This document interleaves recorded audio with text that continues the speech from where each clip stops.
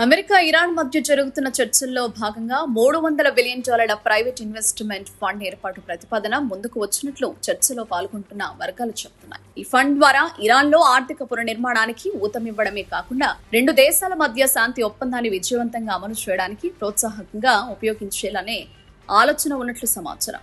ఈ ఫండ్లోని నిధులు ప్రభుత్వాల నుంచి నేరుగా రావడం లేదు. ప్రపంచంలోని వివిధ ప్రాంతాలకు చెందిన ప్రైవేట్ కంపెనీలు, పెట్టుబడిదారులు, ఆర్థిక సంస్థల నుంచి పెట్టుబడులు సమీకరించనున్నారు.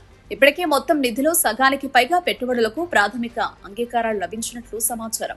అయితే దీనిపై అధికారిక ప్రకటన మాత్రం ఇంకా వెలువడలేదు.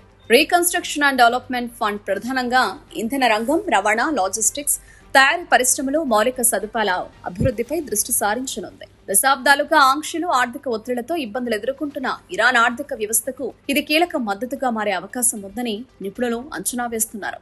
అయితే ఈ ఫండ్ కు సంబంధించిన ఒక కీలక అంశం ఏంటంటే ఇది పరిహారం చెల్లింపు ప్యాకేజీ కాదు. అలాగే ఇరాన్కు నేరుగా ప్రభుత్వ గ్రాంట్లు లేదా ఆర్థిక సహాయం కూడా ఇవ్వబడదు.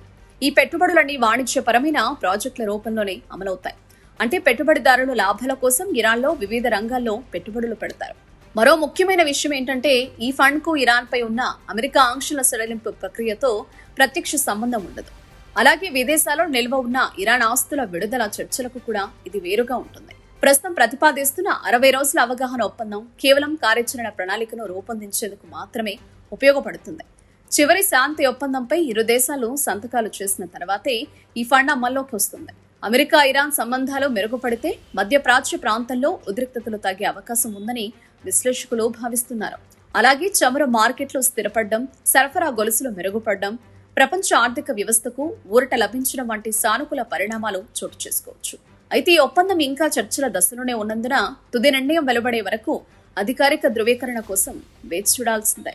మొత్తానికి దశాబ్దాలుగా విభేదాలతో కొనసాగుతున్న అమెరికా ఇరాన్ సంబంధాల్లో ఈ $300 బిలియన్ ఫండ్ కొత్త ఆశలు రేకెత్తిస్తోంది. యుద్ధం, ఆంక్షలు, ఉద్రిక్తతలకు బదులుగా పెట్టుబడులు, అభివృద్ధి, ఆర్థిక సహకారంతో శాంతిని సాధించే ప్రయత్నంగా దీనిని చూస్తున్నారు. అయితే ఈ ప్రతిపాదన వాస్తవ రూపం దాల్చుతుందా లేక చర్చలకే పరిమితమవుతుందా అనేది రానున్న రోజుల్లో తేలనుంది.